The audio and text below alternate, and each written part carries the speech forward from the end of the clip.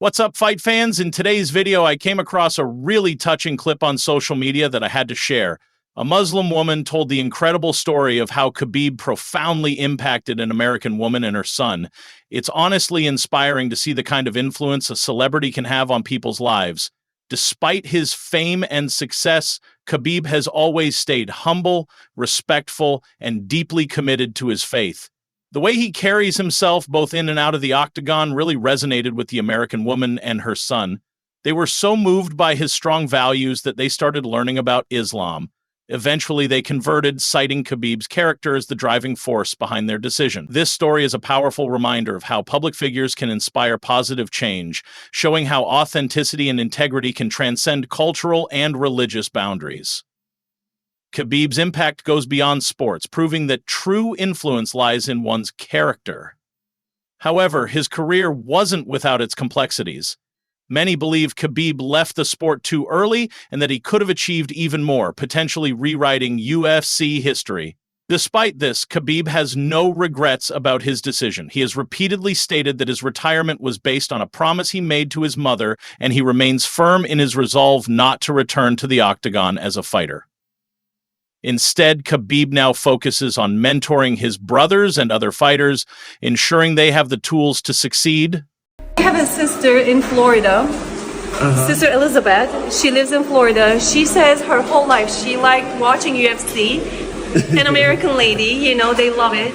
She was so touched by Khabib when he saw like the way he treats people, the way he talks.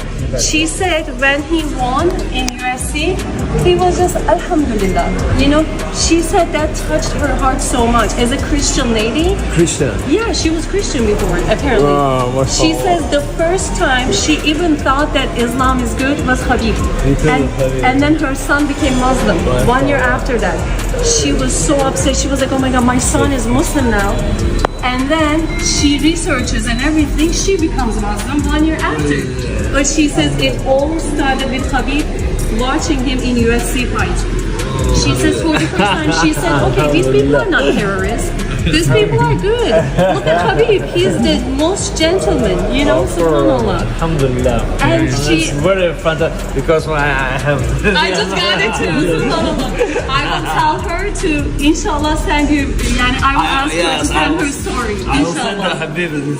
This story is a powerful reminder of how public figures can inspire positive change, showing how authenticity and integrity can transcend cultural and religious boundaries. Khabib's impact goes beyond sports, proving that true influence lies in one's character. However, his career wasn't without its complexities. Many believe Khabib left the sport too early and that he could have achieved even more, potentially rewriting UFC history. Despite this, Khabib has no regrets about his decision. He has repeatedly stated that his retirement was based on a promise he made to his mother, and he remains firm in his resolve not to return to the octagon as a fighter. Instead, Khabib now focuses on mentoring his brothers and other fighters, ensuring they have the tools to succeed.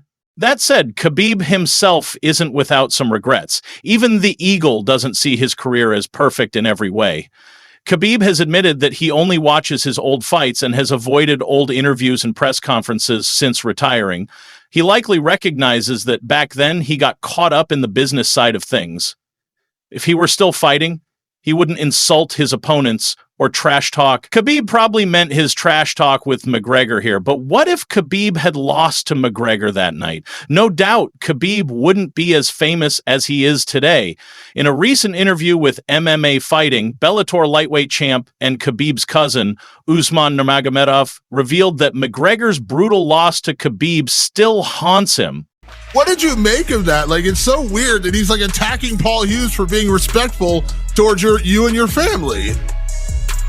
I don't know, brother. Maybe because of Khabib kick his ass. He won a revanche, but he have to believe with this all his life, and his kids have to believe with this all his life. When his kids will grow, like when his kids will 18 or 12, people will say, hey, your father was try do some of the crazy crazy stuff. But some guy from mountain, from Dagestan, come to America and kick your father ass. And that's it. That's why he cannot sleep even. Ilia Topuria is intensifying the rivalry with Khabib's team by claiming John Jones is the greatest fighter of all time, not Khabib, challenging their pride and sparking tensions between the two. Like your top 3 fighters of all time. The first one has to be John Jones. You have to give the credit to that man, because to me it's too fun when I see people comparing him with the Dagestani guys, even with Khabib, with Islam or that. All the respect to all the champions, but for example, Khabib, he has how many? 14, 15 fights in the UFC. John Jones have 15 title defenses. John Jones has transcended eras in the UFC. He's been around since like George St. Pierre, like exactly. Everyone else is retired. Exactly. He's still going. I don't know. For me, he's the number one. As you've noticed, Ilia Topuria is eager to fight Islam Makhachev and is doing everything he can to stir things up for their potential matchup. The Georgian, without directly insulting anyone, is trying to play on Khabib and Islam's pride, hoping to provoke Islam into reacting and saying, "This guy's talking too much, I need to shut him up." While many aren't too pleased with what Topuria said, it's all part of a bigger strategy. In a recent interview with Match TV, Makhachev explained what Topuria needs to do in order to share the octagon with him. According to Makhachev, the Georgian featherweight champion has 2 options: either clear out his current division or move up to lightweight and earn a title shot by facing top contenders. Makhachev mentioned that he's heard Topuria struggles with cutting weight and might no longer be able to make the limit in his weight class. Probably he's gained some fat from the good life and wants to move up, leave the belt, and switch divisions, Makhachev said in the interview. But I'm not going to give him a chance right away. He hasn't done all the work in his current division where he only has 1 title defense. There are other contenders he should have beaten. If he doesn't want to cut weight anymore, let him move up. He deserves his chance and we will definitely fight. Так вот, когда заходишь в гости, чемпион UFC. Так, не смотрите, кто у нас? Ислам Макхачев Волконовский. Он так вот. Paddy Pimblett didn't hold back when discussing Ilia Topuria, calling him a Pim and stressing the significant size difference between them. Pimblett made it clear that if Topuria decides to move up to the lightweight division, he would be ready and waiting to face him. Okay, Ilia's a midget, you know what I mean? People don't understand how much bigger I am than Ilia. I'm so much bigger than him. People don't realise. I'd love to do a stare down with him, just so everyone could see how much bigger I actually am than him. Don't get me wrong, he's very good, you know what I mean? I'm not gonna, just because I don't like him, doesn't mean I'm gonna sit here and lie. He's a very good fighter, he is. But I also think he got fast-tracked to the belt because Volk had cleared the featherweight division out already. I think he got fast-tracked to the belt. He'd only beat Bryce Mitchell and Josh Emmett and got a title shot. He's talking about coming up to lightweight when he's only had 1 title defense. Like, I think you need to defend the belt at least 3 times if you want to fight for the belt in the division above. But if he wants to come to lightweight, I'm here waiting. You know what I mean? I'll be there to welcome him. I don't think anyone else in the division has got more of a claim to welcome him to the division than I have. You know what I mean? He tried to steal it on me. So I'd love to have a fair fight with him and kick him all over the gaff. Do you think we'll see Topuria and him get together? There's been talks about that. I know you said you think Topuria might have a shot at dethrowing him if Topuria does move up to 155. He definitely does have a shot. Like I said to Shmo, like I think from 45 to 170, Topuria has the power and the skills to knock anybody out. His timing, his rhythm, his power is incredible.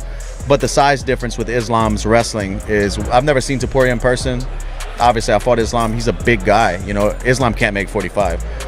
I know they say Topuria might walk around 190 outside of fights and stuff, but I just think Islam is just too much. But I don't know.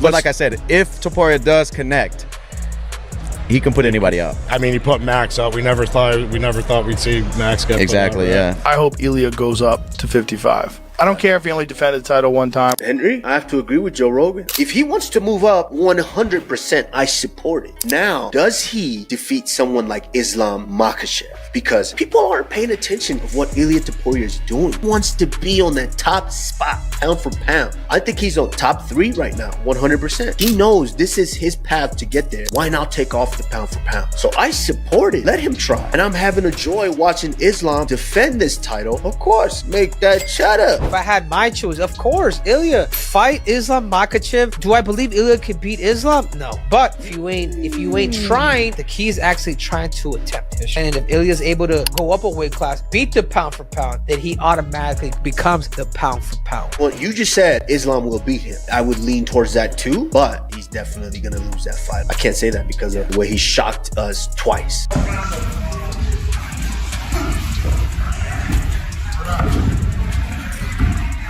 The former UFC double champ recently made a big move outside the cage by signing an all-girl music group, Sweet Love, to his label, Greenback Records. Ladies and gentlemen, an amazing day for Greenback Records. I'm super proud and excited to announce the signing of the biggest girl band since the Spice Girls. Introducing Sweet Love. Woo! Over here, we have the beautiful Venice. Hey guys! We have the beautiful Honey. Hi! Gorgeous Jasmine. Hey! And gorgeous Maya. Hi! We have new music coming soon, real soon. Stay tuned and follow us on @SweetLove. Woo! Let's go, Sweet Love! Woo! Let's go, Greenback Records! Sweet Love to the top! It's a bold move, especially considering the Spice Girls were a global sensation, selling over 100 million CDs and shaping pop culture. However, confidence has never been an issue for him, and with his business acumen, Sweet Love could easily blow up. Cold outside, like when you was on my life, why you was on my life? 'Cause I get like this every time. All these days I feel like you and me. Heartbreak anniversary. Alexander Usyk recently revealed his plans for the final chapter of his illustrious boxing career, announcing his intention to have 2 more fights before retiring. The Ukrainian boxer expressed a strong desire to make his final bout a blockbuster showdown against Alex Pereira. Alex Pereira, maybe. Why not? Now, I just heard you say that you think you've only got 2 fights left in your career, so I guess that rules out a return to cruiserweight. In an ideal world, who are those 2 fights for Alexander Usyk? First, who win next fight in 22 February. But next maybe show fight with Alex Pereira. Maybe. Why not? Alex wanna.